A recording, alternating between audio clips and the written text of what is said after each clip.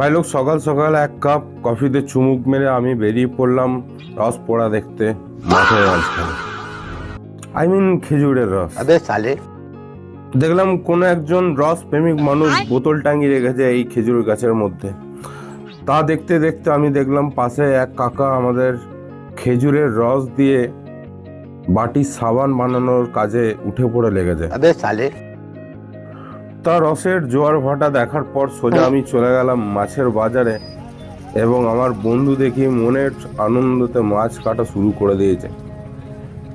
তো আমি ওকে বললাম মনের খুশিতে তাহলে আমার মাছটাও কেটে দিত, মানে আমার জন্য কটা মাছ কেটেছে।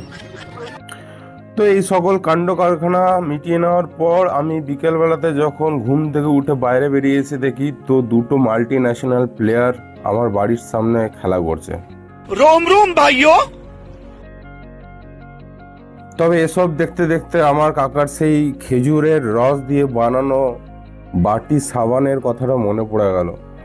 তবে কাকার এই শিল্পকলা দেখতে গিয়ে আমারও মনে হলো তোমাদেরকেও আমার একটা শিল্পকলা দেখিয়েই ফেলি। তো দেখে নাও, এইটা আমার একটা শিল্পকলা।